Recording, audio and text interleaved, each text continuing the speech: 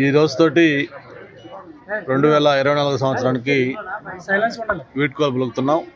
అలాగే రేపటి నుంచి 25వ సంవత్సరానికి స్వాగతం పలుకుతా ఉన్నాం. మరి దేవుడి దయ వల్ల ఈ 24 సంవత్సరంలో అనేక మంచి పరిణామాలు మనం చూసాం.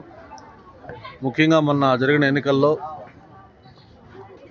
కూటమి ప్రభుత్వాన్ని ప్రజలు పెద్ద ఎత్తున ఆశీర్వదించటం, ఆంధ్రప్రదేశ్ రాష్ట్ర చరిత్రలో ఎప్పుడూ లేని విధంగా ఒక ల్యాండ్ స్లైడ్ విక్టరీని కూటమి ప్రభుత్వానికి అందించటం, ఎంతో అనుభవం ఉన్న మన ప్రీతం నాయకులు చంద్రబాబు నాయుడు గారు మళ్ళీ 4వసారి ముఖ్యమంత్రిగా ప్రమాణ స్వీకారం చేయటం, అలాగే ఒక charismatic power star Pawan Kalyan garu deputy సీఎంగా ఈ రాష్ట్రంలో ప్రభుత్వం ఏర్పడటం ఈ సంవత్సరంలో జరిగింది. మరి ఎన్నికలకు ముందు ఏ అయితే హామీలు ఇచ్చామో ఆ హామీలన్నీ కూడా ఒక పక్క అమలు చేసుకుంటూ ప్రజల యొక్క మన్ననలు పొందుతున్న విషయం కూడా చూస్తూ ఉన్నాం. మామూలుగా చంద్రబాబు నాయుడు గారు ముఖ్యమంత్రిగా బాధ్యతలు చేపట్టే టయానికి రాష్ట్రంలో 13 లక్షల కోట్ల రూపాయల అప్పుతోటి ఆర్థిక పరిస్థితి అంతా అస్తవ్యస్తంగా ఉన్న పరిస్థితుల్లో మరొక పక్క ఉద్యోగస్తులకు జీతాలు కూడా లేని పరిస్థితి. ఏ ఒక్క నెలలో కూడా 1వ తారీఖు ఉద్యోగాలకు జీతాలు ఇవ్వలేని పరిస్థితిలో ప్రభుత్వం ఉన్నప్పుడు ఒక పక్క పెద్ద ఎత్తున సంక్షేమ కార్యక్రమాలు చేసుకుంటూ మరో పక్క ఆర్థిక పరిస్థితిని చక్కదిద్దుతూ ఇంకో పక్క అభివృద్ధి కార్యక్రమాలు కూడా పెద్ద ఎత్తున చేయడం కూడా ఒక పెద్ద కష్టతరమైన పని. దాన్ని తన అనుభవంతో తన కష్టంతో ఈరోజు చంద్రబాబు నాయుడు గారు అవన్నీ కూడా సుసాధ్యం చేసి మనం చూసాం. ఈరోజు పెన్షన్ల పంపిణీ మరి గతంలో 2,000 రూపాయల నుంచి 3,000 రూపాయలు చేయడానికి జగన్మోహన్ రెడ్డి గారికి 5 సంవత్సరాలు పట్టింది. ఫస్ట్ సంవత్సరం 260 రూపాయలు పెంచడం, ఆ తర్వాత 250 పెంచడం, మొన్న 5వ సంవత్సరం చివరిన మొన్న జనవరిలో ఆ చివరి 250 పెంచి దాన్ని 3,000 చేశాడు. అప్పుడు విలేకరులు ఇలాంటి వాళ్ళు అడిగితే కూడా అన్నాడు, వెంటనే పెంచాలని రూల్ ఉందా, 5 ఏళ్ళు ప్రభుత్వం సమయం ఇచ్చారు కదా అని చెప్పారు. అదే చంద్రబాబు నాయుడు గారు ఏదైతే చెప్పారో 4,000 రూపాయలు ప్రభుత్వం వచ్చిన తొలి నెలలోనే ఆ 4,000 రూపాయలు చేయటం, అంతేకాకుండా అంతకుముందు అరియర్స్ 3,000 రూపాయలు, ఏప్రిల్ మే జూను 7,000 రూపాయలు మొత్తం కలిపి ఒకే రోజు 4,500 కోట్ల రూపాయలు, మొత్తం 65 లక్షల మంది పెన్షన్దారులకి దాదాపు 25 రకాల పెన్షన్లు. అంతకుముందు ఉన్న 2,000ని ఈరోజు 4,000 చేయటం కానీ, లేకపోతే 6,000 కానీ, 10,000 కానీ, 15,000 రూపాయలు కానీ, ఇట్లా వేరియస్ కేటగిరీస్ కింద దాదాపు 1,000 కోట్ల రూపాయల పెన్షన్లు 1వ తారీఖు తగ్గకుండా ఈ కార్యక్రమం కూడా చేస్తూ ఉన్నాం. యాక్చువల్గా మనం రేపు ఇచ్చుకోవాలి. అంటే ఈ ప్రభుత్వం ఎంత ఎఫెక్టివ్గా పర్ఫెక్ట్గా ఉందంటే రేపు న్యూ ఇయర్ కాబట్టి ఒకరోజు ముందే ఈరోజు ఈ పెన్షన్ల పంపిణీ కార్యక్రమం చూస్తూ ఉన్నాం. గతంలో వాలంటీర్లు లేకపోతే పెన్షన్లు పంపిణీ చేయలేమని చెప్పని ఆ రోజు ప్రజలను ఇబ్బంది పెట్టిన రోజులు మనకు గుర్తున్నాయి. మరి ఈరోజు వాలంటీర్లు లేకుండానే ఈరోజు ప్రభుత్వ అధికారులతోటి సచివాలయ సిబ్బందితోటి ఉదయం 6 గంటలకు మొదలు పెడితే సాయంత్రం 6 గంటలకల్లా దాదాపు 97-98% ఎక్కడ చిన్న సౌకర్యం లేకుండా నేరుగా ఎవరైతే బెనిఫిషియర్స్ ఉన్నారో వాళ్ళ ఇంటికి వెళ్ళి ఒక పండగ వాతావరణంలో ఈ పెన్షన్ల పంపిణీ కార్యక్రమం చేస్తూ ఉన్నాం. బస్సు ఉచిత ప్రయాణం కావచ్చు, మొన్ననే మనం పెట్టిన డిఎస్సి కావచ్చు, ఇట్లాగా ఏదైతే మనం చెప్పాం అన్న క్యాంటీన్లు ఓపెన్ చేస్తామని చెప్పి అవన్నీ ఓపెన్ చేసుకున్నాం.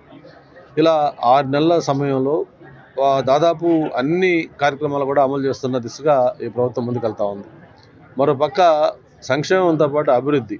గతంలో 5 ఏళ్ళు కూడా ఒక్కటంటే ఒక పరిశ్రమ రాల, ఒక కొత్త ఉద్యోగం లేదు. గతంలో ఏదైతే చంద్రబాబు నాయుడు గారు 2014-19లో అభివృద్ధి చేశామో అది తప్ప 19-24 ఈ 5 సంవత్సరాల్లో పూర్తిగా రాష్ట్రం అన్ని రంగాల్లో వెనుకబడిపోతే ఈరోజు మళ్ళీ అభివృద్ధి వైపు పరుగులు తీస్తూ ఉంది.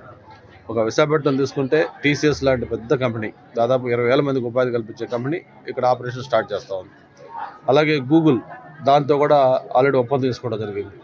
రేపు 8వ తారీఖున గౌరవ ప్రధానమంత్రి గారి చేతుల మీదుగా ఏదైతే ఆర్సెల్ మెట్టల్ వాళ్ళది 80,000 కోట్ల రూపాయలతో అది పరిశ్రమ వస్తుంది స్టీల్.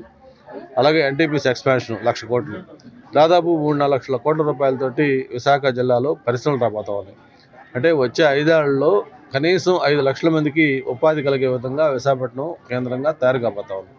ఇవన్నీ కూడా కొన్ని ఉదాహరణలు మాత్రమే. ఇప్పుడే ఇక్కడికి వస్తే మా కార్పొరేటర్ కానీ, లేకపోతే ఇతర అధికారులు కానీ, లేకపోతే మిగతా మా నాయకులు కూడా చెప్తా ఉన్నారు. అప్పుడు 2014-19లో మనం ఉండగా ఏ అయితే కార్యక్రమాలు చేసామో, హౌసింగ్ కానీ, లేకపోతే డెవలప్మెంట్ వర్క్స్ కానీ, లేకపోతే మిగతా అవి తప్ప ఈ 5 ఏళ్లలో ఒకటి ఒక కార్యక్రమం లేదు. ఇప్పుడు మళ్ళీ మన ప్రభుత్వం వచ్చింది, మళ్ళీ ప్రజలు ఆశిస్తూ ఉన్నారు. అవన్నీ చేయాల్సిన అవసరం ఉంది. ముఖ్యంగా ప్రధానంగా ఇక్కడ సింహాచలానికి వస్తే అనేక రకాల ఇష్యూస్ కూడా పెండింగ్ ఉన్నాయి. ఆ టీడీఆర్లు మొత్తం ఏదైతే రోడ్డు వైండింగ్లో ఇళ్ళు, అలాగే వాళ్ళ వ్యాపార సంబంధించిన ఆఫీసులు లాంటివి పోయారు, వాళ్ళందరూ కూడా టీడీఆర్ ఇవ్వాల్సిన అవసరం ఉంది. ఎక్కడో తణుకులోనో లేకపోతే ఎక్కడో ఒక టీడీఆర్ స్కామ్ అయిందని చెప్పి దానికోసం అని చెప్పి మొత్తం రాష్ట్రంలో ఉన్న టీడీఆర్లు పెండింగ్ పెట్టారు. నేను దాన్ని మన గౌరవ మంత్రి గారితో కూడా మాట్లాడడం, కమిషనర్తో కూడా చెప్పడం జరిగింది. త్వరలోనే ఈ సింహాచలానికి సంబంధించిన బ్యాలెన్స్ ఎవరైతే ఉన్నాయో వాళ్ళందరూ కూడా టీడీఆర్లు ఇప్పించే పూచి కూడా నేను ఖచ్చితంగా తీసుకొని 100% చేపిస్తాను. దాంతోపాటు ఈ హౌసింగ్ కూడా ప్రధాన సమస్య ఉంది. అలాగే డెవలప్మెంట్ యాక్టివిటీస్ ఉన్నాయి. అధికారులతో కూడా మాట్లాడి త్వరలో ఈ సింహాచలానికి సంబంధించి ఏదైతే అటు దేవస్థానంతో ఇష్యూస్ కానీ అటు గవర్నమెంట్తో ఉన్న ఇష్యూస్ కానీ అన్నీ సార్ట్అవుట్ చేసి దీన్ని మనం అన్ని రకాలుగా డెవలప్ చేసుకోవాల్సిన అవసరం ఉంది. పంచగ్రామాల సమస్య కూడా మీకు తెలుసు. ఎన్నో ఏళ్లగా ఇది ప్రతి ఎలక్షన్లో ఇది ఒక ఇష్యూ అవుతూ ఉంది. 2014లో ప్రభుత్వం వచ్చిన వెంటనే ఫస్ట్ క్యాబినెట్ విశాఖపట్నం ఆంధ్రప్రదేశ్లో పెట్టి దీని మీద ఒక మూమెంట్ తేవడం జరిగింది. అది ఆల్మోస్ట్ ఆల్ ఒక పరిష్కారం దిశగా వచ్చే టైంలో దాన్ని కోర్టుకు వెళ్ళటం, అది మళ్ళీ న్యాయపరమైన చిక్కులు ఉండటం వల్ల ఆగిపోయింది.